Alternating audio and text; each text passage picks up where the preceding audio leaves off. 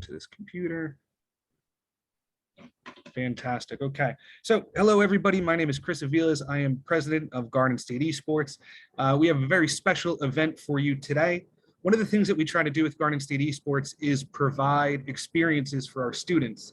Instead of giving, cash prizes and stuff like that, we want to hopefully arrange one-of-a-kind experiences for our students. And so what we did for our winter Overwatch state champions this season is we arranged for some personal one-on-one time with Mr. Adam Eckel from the New York Excelsior, who's going to work through some of the gameplay of the winning team and kind of give them some advice, and then maybe toward the end talk a little bit about what it was like to be a pro, and then how he transitioned into a professional career at the New York Excelsior. So Adam, thank you so much for taking the time to meet with the Hunterdon Central Red Devils, the GSE state champions, and I will let you take it over. Thank you. Yeah, really excited to be here. So I'll just go a little bit about me. So my name's Adam Eckel. I started playing Overwatch in the beta, actually, with the first team being Cloud9. I'm sure you guys know the C9 memes. That was from my team it originated from when I played in Apex in Korea. So after Cloud9, I played on Team USA for 2 years, 2016 and 2017, so quite a few years ago. And then after that, I went to XL2, and I played 2 seasons there before transitioning into staff at the NYXL organization. So that's a little bit about me. I can pull up the video right now. Let me grab that. It says disabled screen sharing. I don't know if you can do that on your end. Sure, let me grab that for you. Sure. There you go. You should be good now. Okay, cool. All right. Let me grab this 1 second. And for our players, if you want to ask questions in the chat, or if you want to unmute while Adam is reviewing the VOD, I'm sure that would be fantastic as well. So, make sure you guys know you can make this a conversation as well. If you have any questions or you want Adam to dive deeper into some of the stuff he's saying, he's here for you guys for the hour. So let's use that time to get what we can. Yep, I encourage questions a lot, actually. I transitioned into the NYXL organization as a manager, not as a coach, but I did play professionally for quite a few years. So I can kind of help you guys go over the basics, kind of give you some fundamentals to work on and tips. Just from the get-go, I did watch the replay.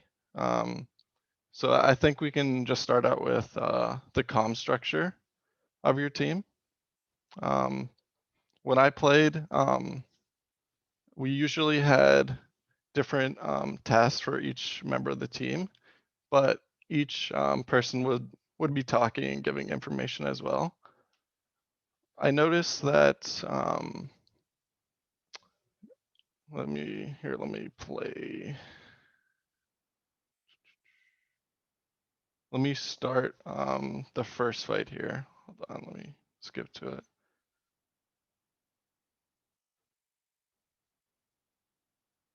One second. Okay. So just to start it off, you guys are playing on Kings Row, obviously. And then we can talk about comm structure and stuff later on. But I just want you guys to kind of have that in the back of your mind, just like the comms. As a main support myself, I was mostly in charge of doing ult tracking, which means kind of taking care of what the enemy team has for their ultimates for each fight, mid-fight, before fight, and after fight. So we can look at the 2 comps here. I'm not sure if you guys can see. Can you guys see this like highlight? Wait, I don't think so. Okay. Yeah, I was just drawing on the screen. But yeah, we can just take a look at the first fight and like the setups that you guys have. So obviously, like the first thing you need to do is find out what the other team is playing compared to what your team is playing. So both teams will have like a basic Ryan Lucio comp, which is basically the modern brawl comp. Um, so when I watched this VOD, you guys had like really good fundamentals and how it should operate, but there's definitely some cleanup that I can help you guys with. So like I said, the first thing you need to recognize is the difference in the composition. So you guys have Zarya McCree, and the other team starts off with Diva Reaper. So one of the most important things is just to take angles when you're playing the Zarya McCree comp. So think about, here we can play the first fight actually. And I'll let you guys kind of watch it, and then I'll tell you exactly.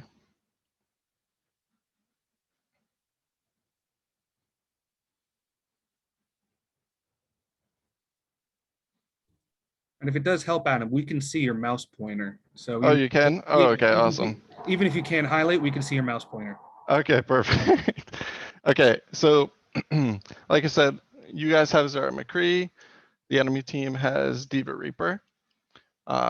So our McCree, which is you guys down here, should always be thinking about like taking off angles or like a flank, basically.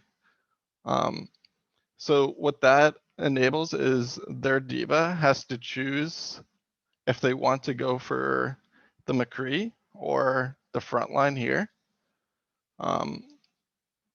So if the diva focuses on the McCree, the front line's free basically, like I was talking about. If the diva chooses to ignore the McCree when he's flanking or taking off angles, then the back line for McCree is free basically.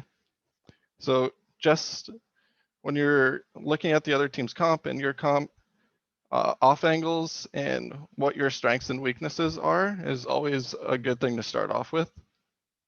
And we can I'll just play the fight out.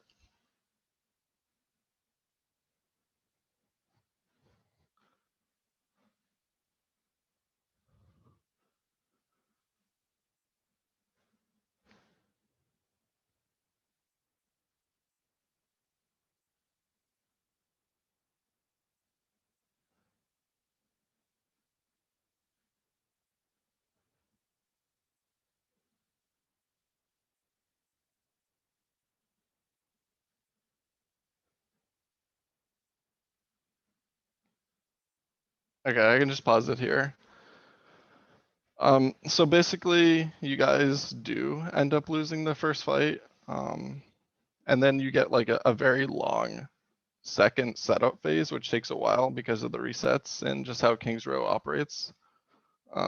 So you should look at, for the first fight, how the Zarya is bubbling and how Baptiste is using his position so he doesn't get Maywalled, so he doesn't lose like LOS of the Reinhardt. And usually in like these very fast comps, the Reinhardts on both teams usually are the ones that should be leading and kind of taking charge of the team. They're the ones with the shield. They're the ones that would tell when to engage, when not to engage usually. It just keeps the tempo of the fight. And then for May in this comp, when the fight actually engages, you should be thinking about just holding down left click at the Rhine and being ready to wall off like the Baptiste ult. I know this is your ult, but just walling off the enemy's Baptiste ult, which I'll show in a couple of the fights later on where and how to use wall. And then just Lucio and the comp just looking for boops like always, telling the team if they should disengage, engage, etc. So we can just play this a little bit.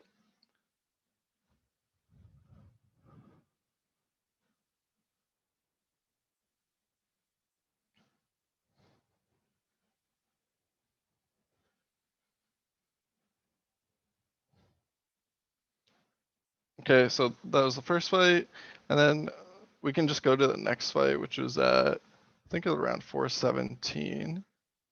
So I took like, I have yeah, a question. yeah, of course. So you know how you're talking about like the differences between the comps? So can you Yes. like explain what you mean? Um, like like give an example. Like what are the differences between this two? Like the Diva compared to the Zarya, or um the Reaper compared to the McCree? Yeah, sure. So, the Diva in this particular setup, they're all about like mid-fight awareness, keeping tabs on both teams to decide where that Diva is most needed. So if it's taking care of like the flank or not, the Zarya with you guys right here, in this comp, you should be thinking about saving your bubbles for their walls, for your engagements. Um, just coordinate bubble discipline and like think about building charge as well, but you need to also follow up on aggression and then mid-fight positioning. So maximizing like bubble uptime and value is really important in a team fight, but it can also be pretty hard versus this because you have to be cognizant of the Reaper and also their May. But yeah, like I said earlier, you guys have McCree Zarya. So the McCree should be taking off angles to put pressure on their Diva, making their Diva choose to either deal with the McCree on the off angle or help the front line. And if he helps the front line, McCree's able to get like free shots on the back line, vice versa. All right, thanks. Yep. Do you guys have any other questions about that? I can give you guys, so so when you're looking at comps too, you kind of want to think like win conditions and lose conditions. And I have like a little sheet that Yeah. I wrote up for That's you kind of guys what I too. was thinking of. Yeah. Yeah. So let's see. So I can give you kind of the win conditions and lose conditions for this comp, minus the Reaper and put a McCree, which is like the standard like brawl comp, like yours basically, but with the Diva. So let's see. So the win conditions are usually like fast engages, tailored for your Reinhardt. And you need your Mei to find good value. So they always need to be in sync with each other basically and communicating. And then find off angle value pressure. And then just like for every good comp, well coordinated ultimate usage will ultimately win you the fights, and like making sure you don't overuse ults or waste them, etc. Right. And then like some lose conditions, I guess, just to briefly go over it. One is exposing too much of your comp and kind of losing resources in the pre-fight, be it like Rhine Shield, Diva Matrix, using your Mei wall too early. Those will give the other team like the opportunity to gain more space and push in. And then it goes the same way. Just if you're poorly coordinating cooldowns and ults, then you probably lose that fight more times than not. And then when you're initiating, if you don't find value quickly with like a comp like this, usually you won't win that fight. So just some things to keep in mind. I wrote them down as well on a sheet for you guys too, which I can share later. Yeah, I can get that to them Alright. for you. Yeah, sure. And I can go over each like player's role, I guess, for their character. Yeah. Let's see. Yeah, so let me just pull it up.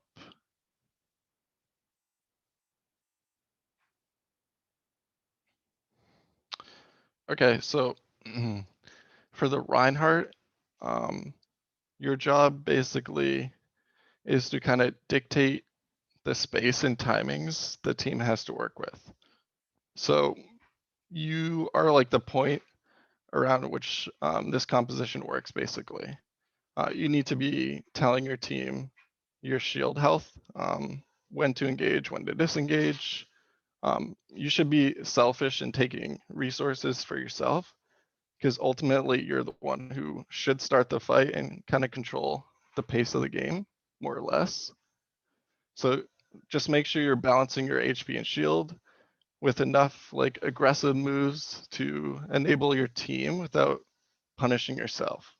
So it sounds pretty tricky, but it just takes practice pretty much. And like I was talking about earlier with the comms stuff, if you're not comfortable talking and playing, which I know can be kind of challenging for some, the best thing, the best way to practice is just record your gameplay. Take like a few hours out of your day and kind of narrate it to yourself, like replay your first person video and kind of talk to yourself out loud about what you're doing, what you want to do. That should get you a little more comfortable. Thanks. I'm definitely gonna try and do that. Yep, of course. And then we can go, let's see, the Diva Zarya player. So I'll just go over Diva and Zarya. So like I was talking about, Diva is a lot about mid-fight awareness. You have to keep tabs on both teams just to decide where you're most needed. So like I was talking about, when you're playing Diva, you need to know if you need to cover a flank angle or help your team in the front line. And then next important thing is proper defense matrix usage, which is pretty straightforward. Just to make sure you manage that well. And then the third thing is your ultimate usage, which is self-destruct, which is really, really powerful in team comps like this. You can use it to engage, you can use it to disengage, deny space, etc. Then we can look at like the Zarya, which you guys are playing. So Zarya, like I said, it's about bubble discipline and building charge. Just be smart with your bubble. Your Rhine should dictate how you should use it in most situations, but your self bubble is usually on you. And then just follow up your Rhine with aggression and then mid-fight positioning. Zarya can also take off angles if needed, if you're charged, etc. So just look for those opportunities. And then the other thing, just maximize uptime and the bubble value in the team fight. And then we can go to McCree next. So McCree, for the comm structure for McCree, usually in like the pro teams and teams I was on, the DPS were a lot more quieter, so they could focus on the mechanics of the game, aiming, etc. So you just want to try to maximize your damage uptime through fights by avoiding damage and finding flank opportunities. And you can use Lucio if needed to kind of get you around to those angles if possible, if like a situation arises.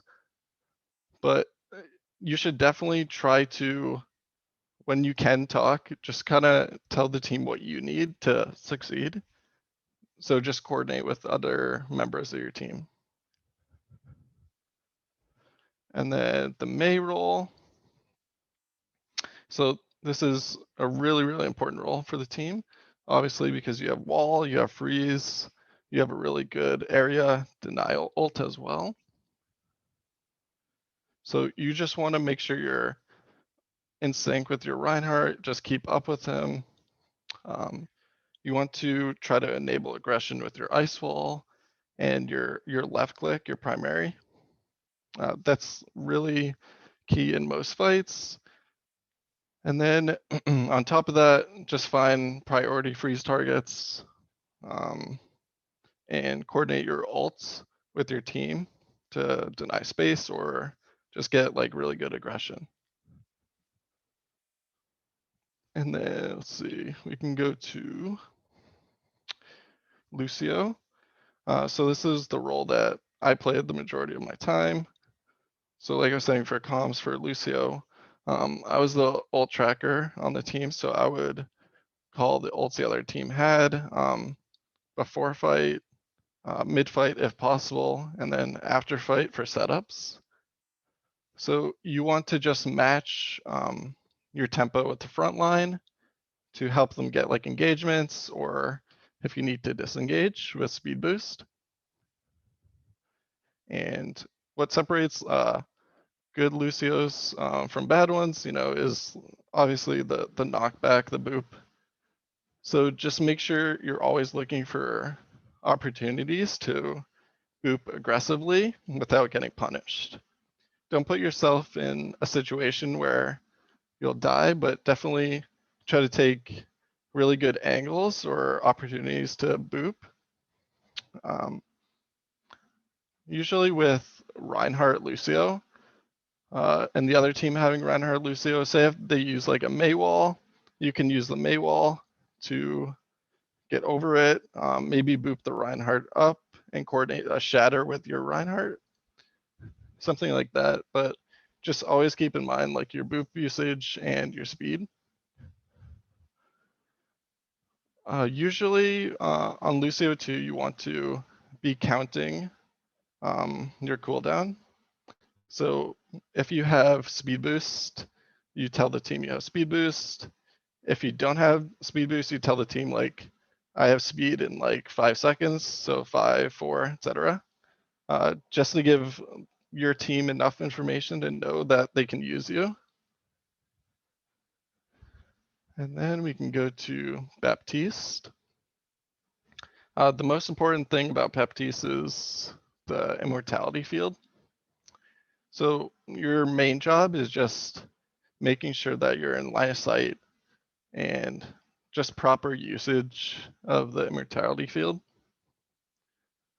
So in addition to that, just find like windows of opportunity to get damage out without falling too far behind on healing. So you kind of have to have a balance.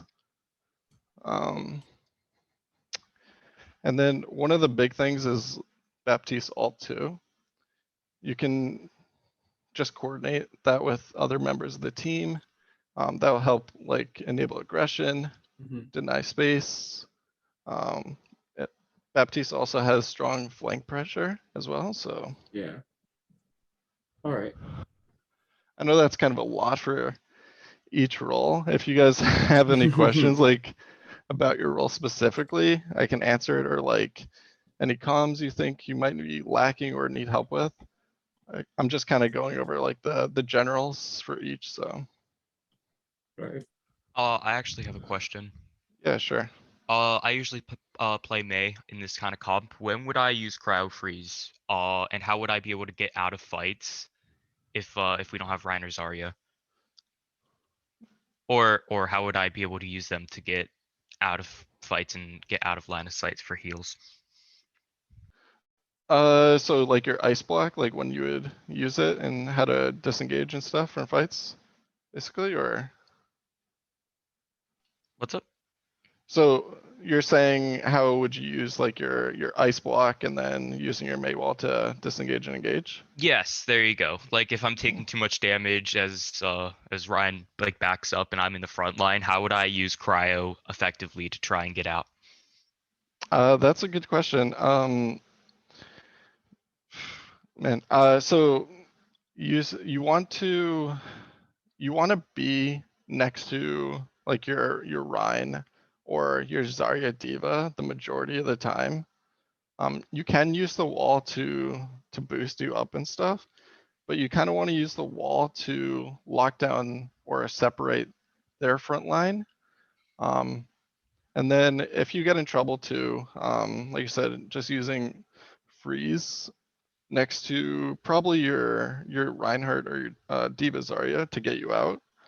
That's probably your best bet. Flanking on Mei is pretty good when you have your ultimate, I'd say. It's probably like the best. But you can also coordinate it like with a Diva Bomb. You can throw your Mei ults. So you throw the Diva Bomb, you wall the enemy team, you throw your Mei ults. And then you can kind of block in the middle of them if you get in trouble.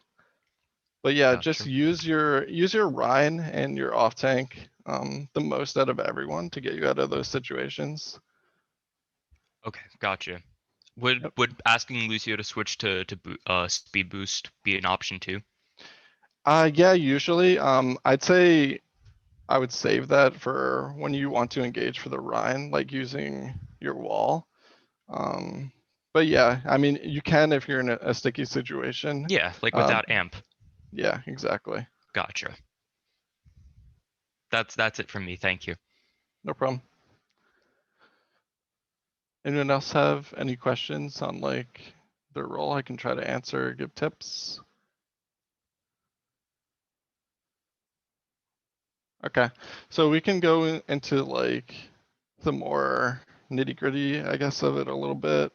So I can start the next fight, which I think was around like 417. So let me just pull that up. So, and this, I'm not sure if you can hear the sound too, but you guys talk about what ults the enemy has and that you're playing back at the choke here. But you kind of don't make any plans, and doing setups and plans is super important in Overwatch, just because there's so many ultimates, there's so many ways to win a fight. So after and before setups, you usually want to talk about like what you can do as a team to use your ultimates effectively and where you want to use them. So I can just play this and then kind of give you my thoughts on the fight.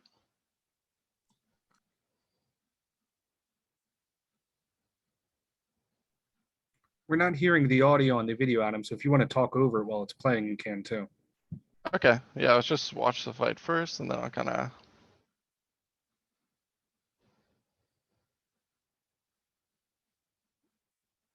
Okay.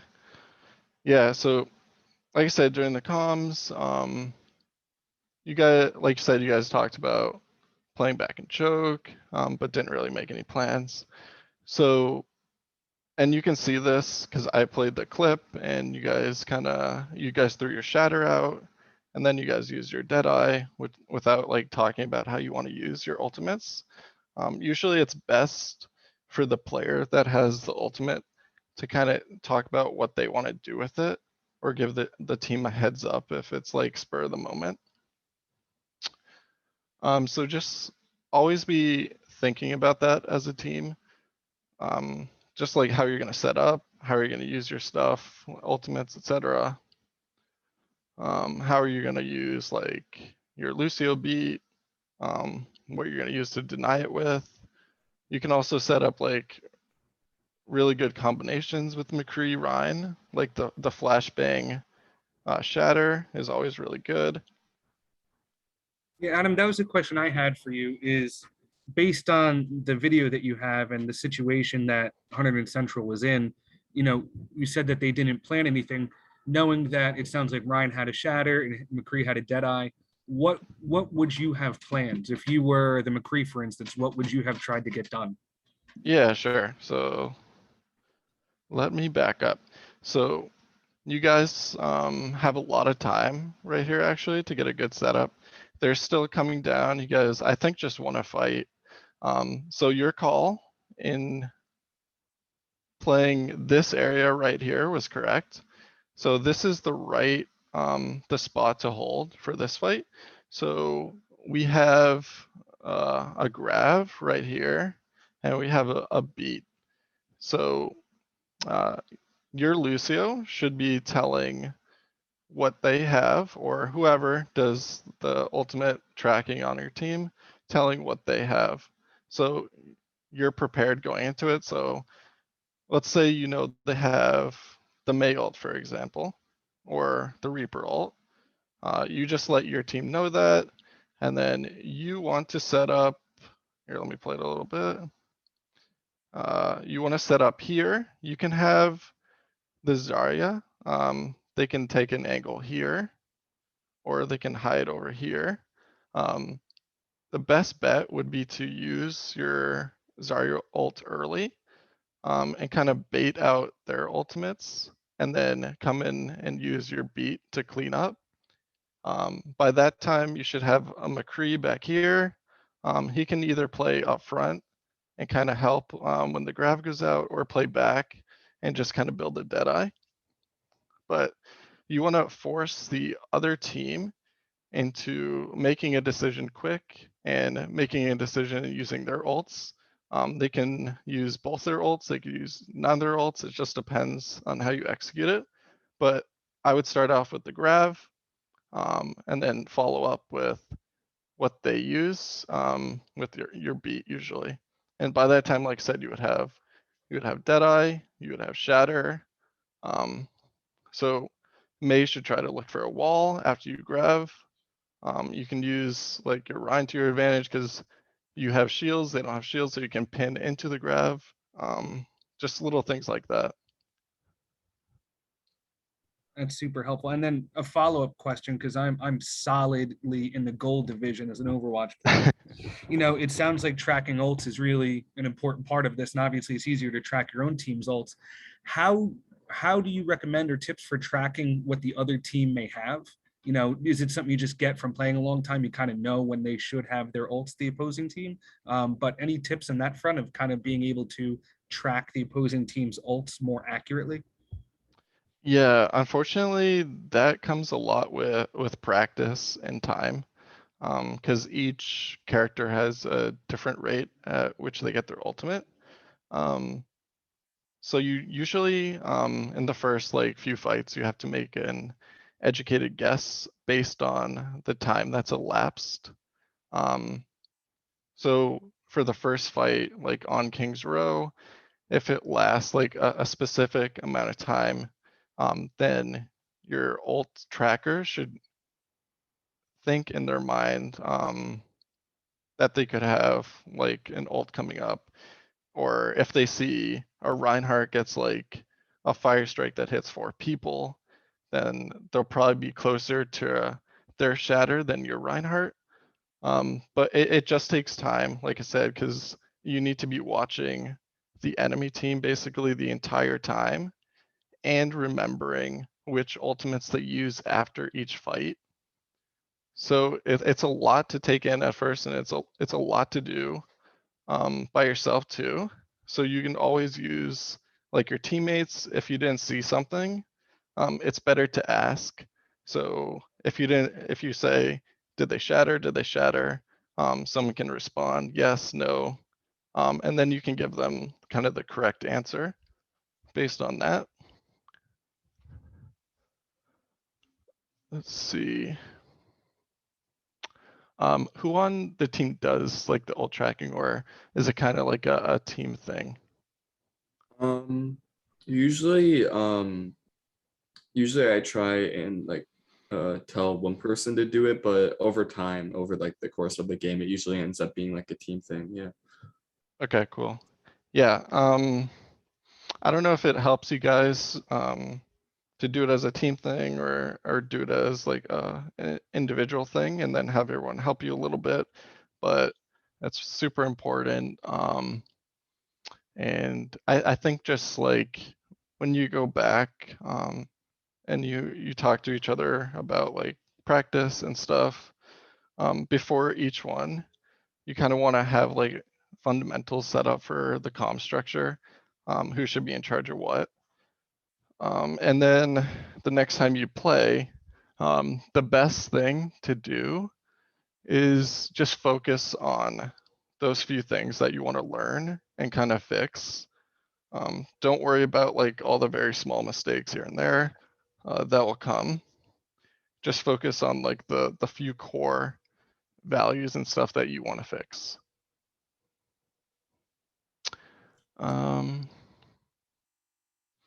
And then I guess the coach's role in this too, just make sure that each player, like after you give a goal for each scrim, just that they're like consciously working on that, like on the things that you need to improve upon.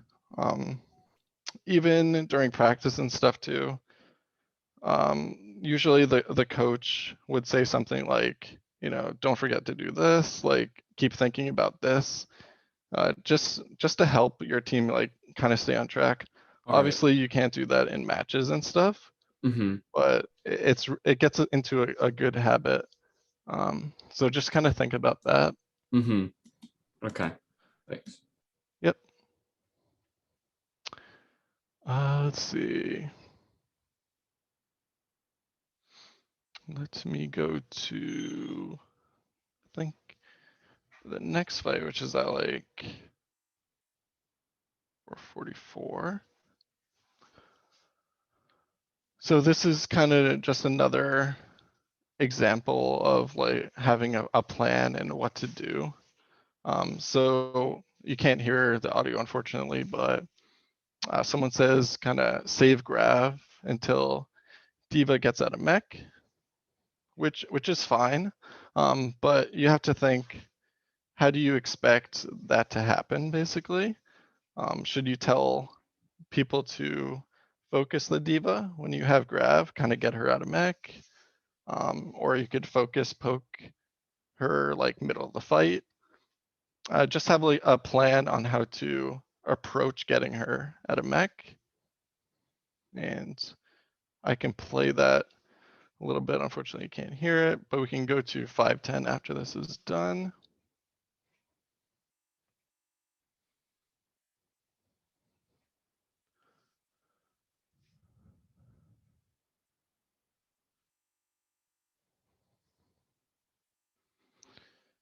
Okay, so as this goes, I'm gonna pause it before. So we're starting to move up, but we kind of didn't talk about the plan again. So we walk out into the open, and the enemy team uses their BAP ult, which our Mei should be blocking off. So that also comes with ult tracking too. You know they're gonna have BAP ult, you know you should probably Mei wall it, just to save you time, reposition, kind of waste their ult. And then as soon as our Rhine shield dies, our BAP ult will then come out, but we block our BAP ult with the Mei wall. And then they'll just come in and clean it up with like a Shatter Blossom. So it's just about coordinating, it's just about planning, telling your team when you want to use your abilities. And I can just kind of play out the fight. I just want to give you guys another example on why like pre-planning is so important.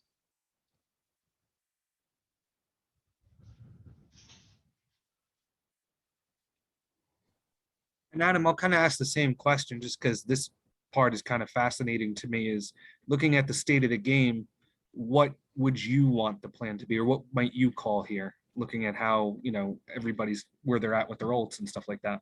Yeah, sure. I can go back and kind of walk you guys through it. Okay. So just looking at their stuff, they're going to be pretty stacked. I mean, they have Reaper, Rhine, Diva, BAP, Lucio. So the best thing you could do in this situation usually is to try to bait out all their ults without using your ults.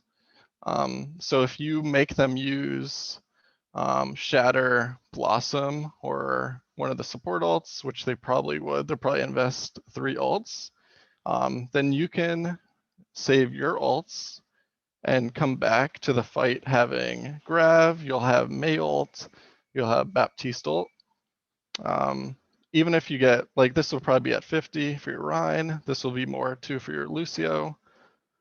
So you can take fights that you think you'll lose just to come back and clean them up on the last fight, because you're at such a disadvantage here. The other alternative is to just farm your Mei ults and use like a grab Mei ults. So I'll just play it a little bit. So they're gonna Mei wall. They started with Baptiste ults. At this point, we should be looking to put like an ammo field or Mei wall their Baptiste ults.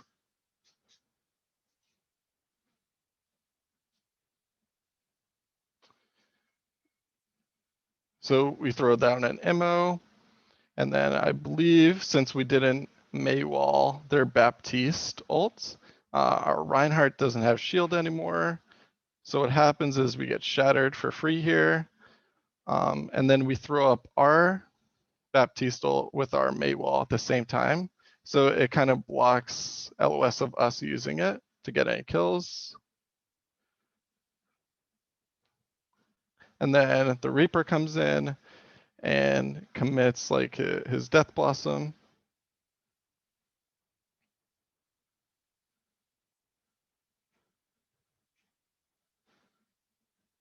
Okay, and then like you guys talking about reset, which is good. Always want to keep that in mind. Can't hear the audio, but you guys have Mei ult and Zarya ult still, so you should be thinking as soon as he throws out his grav, our Mei right here should coordinate with him, and you guys could just throw it in there, just to see if you can win that fight too. Obviously, they have Diva Bomb and Mei ult coming out with beat too, so it's kind of hard to win that fight, but on this point, it's pretty easy to get back quickly for the defense, so you have an advantage in that area.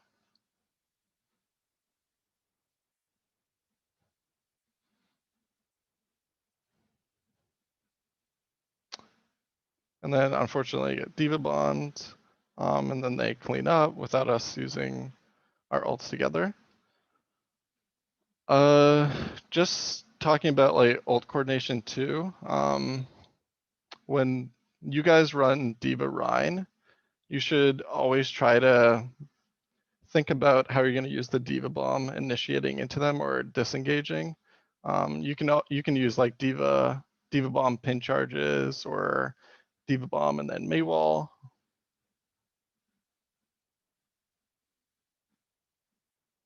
But yeah, just some things just to think about. Since there is a lot going on, it just comes a lot with pre-planning and knowing what the other team has and what you can use to counter it or basically save and go next for the next fight.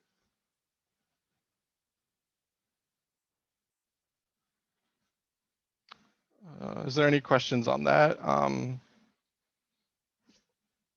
Kind of pre-planning phase? I have a quick question Sure. about the Diva Bomb, if this is a viable strategy, because I remember a little while ago it worked really well, but then we never really tried it again.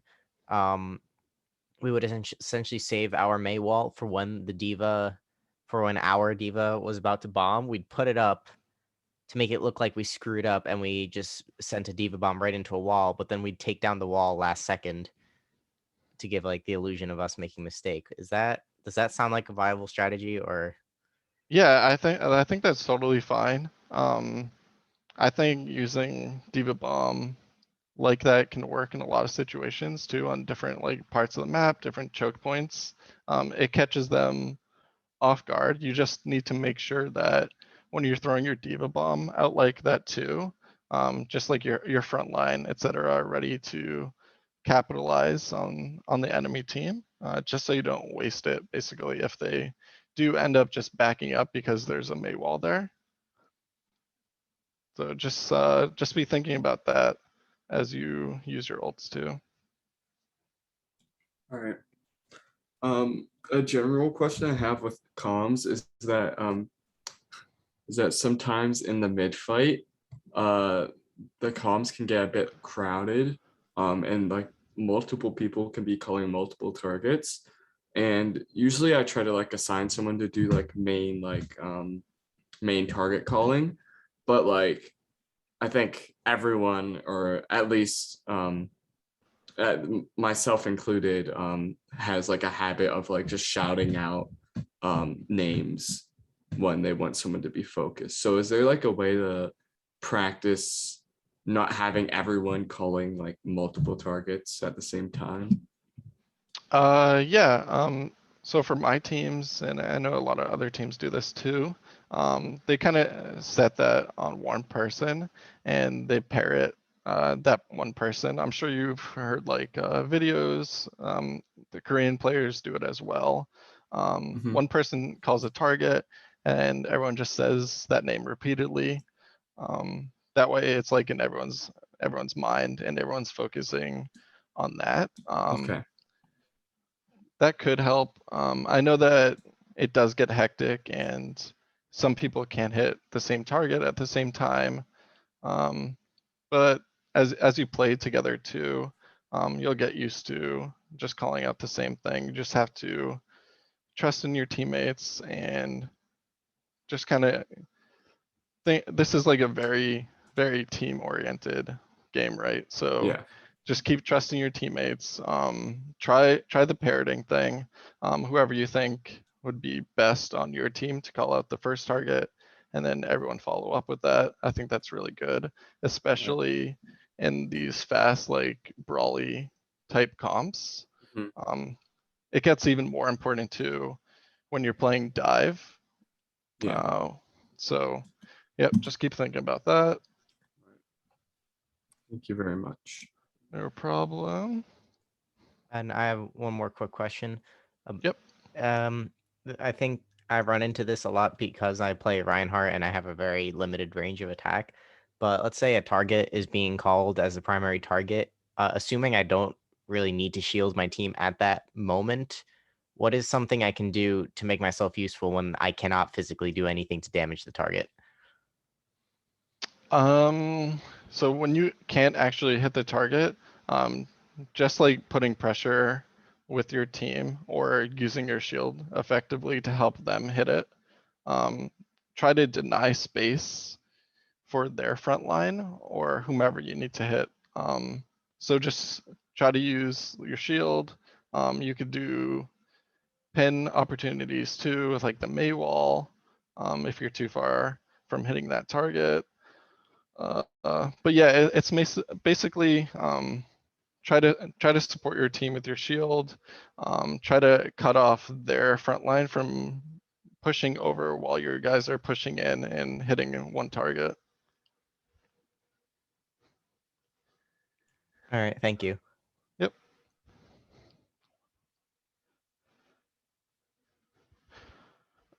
Does anyone else have any questions? I have a question about the like focus fire and comms. Sure. So I feel like it's good to everything you said before, or one person, especially for Brawl, but I wasn't in this game.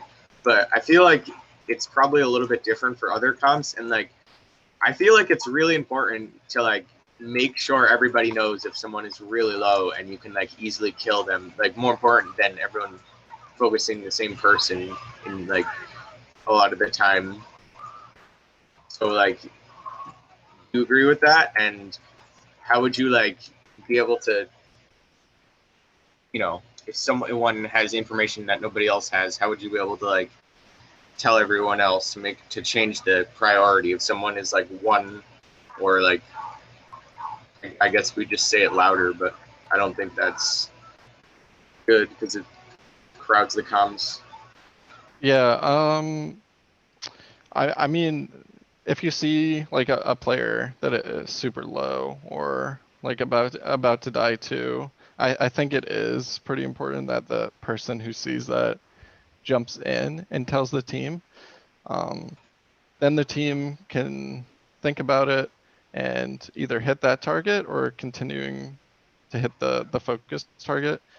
It does seem like it could get a little crowded if a lot of people started doing that. So it just need to like find the correct balance in that, like maybe the person is super low, but is like way too far. Like the information probably isn't needed for your team. You can still continue to push up and kill like the focus target.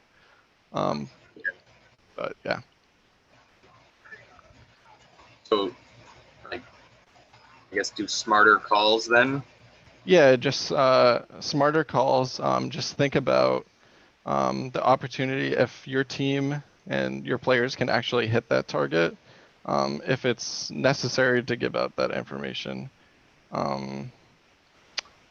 It all comes with practice too. This is like I said, a very fast comp. So you just everyone just has to be aware at all times on what they can hit, what you think you can hit.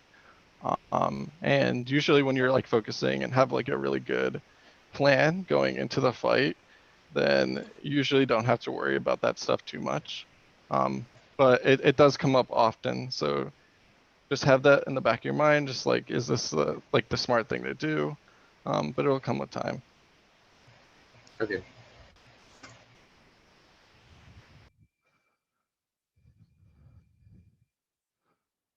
All right. Yeah, so I guess like the things to take away from this is just like the comp. What are you guys fighting?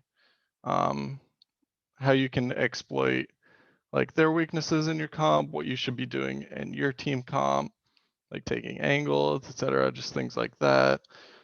Do more planning and setups for your team. Can be before a fight, can be after a fight, mid fight too. If you have like, if you get your ult and you think you see a good opportunity, you can let your team know. Usually you just don't want to throw it at an ult and kind of have it wasted, because on a map like King's Row, it's really snowbally, so everything counts. Just keep thinking about that. And then I'd say try to have like a good comm structure, work on it, like we are talking about, the focus targets, ult tracking, having your main tank try to dictate the fight, try to call for resources on your main tank, and just coordinate with other players. So like flashbang, shatter, Zarya Mail together, like using your Baptiste ult effectively, and then how to use your Lucio ult when you know what they have. Awesome. This has really been wonderful. We have just a few minutes left, so maybe we'll see if any of our high school athletes have any questions for Adam about his path to pro and how he transitioned to now working at the NYXL. Anybody have any questions in that realm?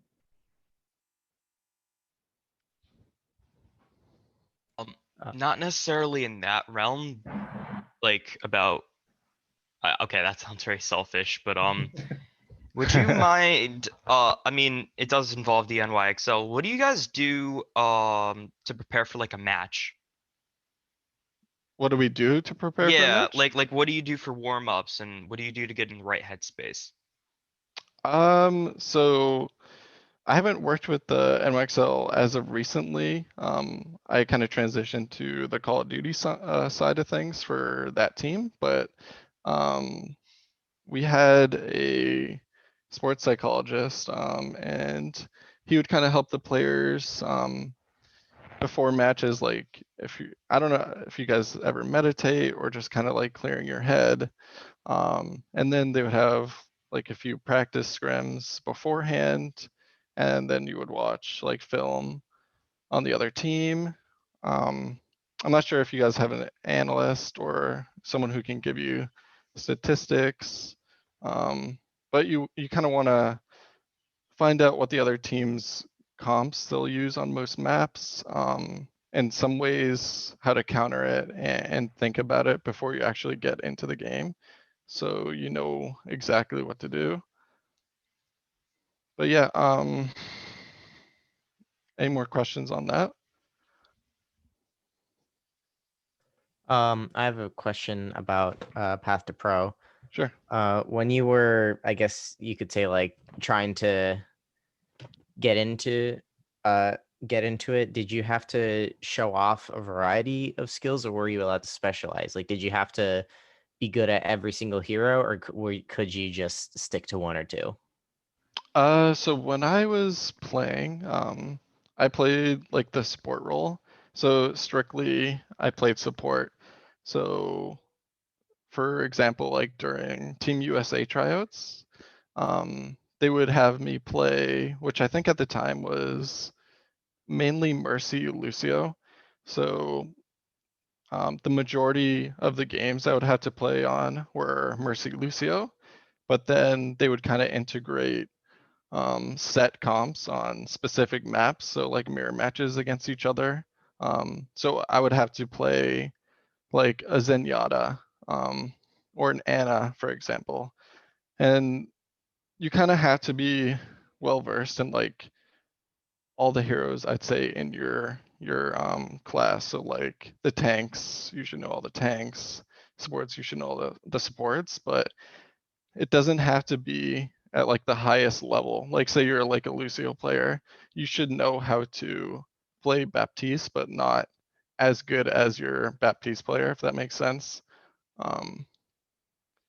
So yeah, it's just kind of like that. Like May McCree, like the McCree's not gonna know how to play the May in every situation as well as the May player. So and one big thing too, when I was going like Path to Pro, when I was playing was a lot of the teams and a lot of the scouting, they really looked at like your communication and what you can provide to the team and how well you slot in. So like I was saying earlier, just record your stuff. If you're not comfortable talking a lot, record it, like talk to yourself, try to narrate it. It just takes practice, takes repetition. Um, for the ult tracking stuff, like you mentioned earlier, like how do you figure out what ults are coming? And you just have to keep practicing, keep playing, just keep it in your mind, keep thinking, watch film. The more and more you do that, the better you'll get. More people will see that, more people will want to take like a chance on you, and you'll ultimately get more tryouts. So All right, That's thanks an for awesome place to stop. Adam, thank you so much for your time today. And thank you to the NYXL for providing this amazing prize for our Huntington Central Overwatch state champions. I hope that you guys learned as much as I did. I'm sure you did. Because like I said, as a solid gold player, this was super fascinating to me. But Adam, thank you again so much. If you want to send me anything to send on to the team via Discord, I'm happy to do that. And yeah, sure. yeah, thank you all for coming. This has been fantastic. No problem. I can send you guys a few documents on like dive comp, on the brawl comp, like Ooh, what okay, what each role is supposed to do, win conditions, lose conditions too. So Yeah, those that'd be would be great. helpful. That would be awesome. Yeah, that'd be good. Yeah, anything you want to send along, Adam, I will push out to the league as well as Yeah. Huntington Central, so that way we can all get better. All right. yep, Thank you, sounds everybody. I good. appreciate it. All right, thanks everyone.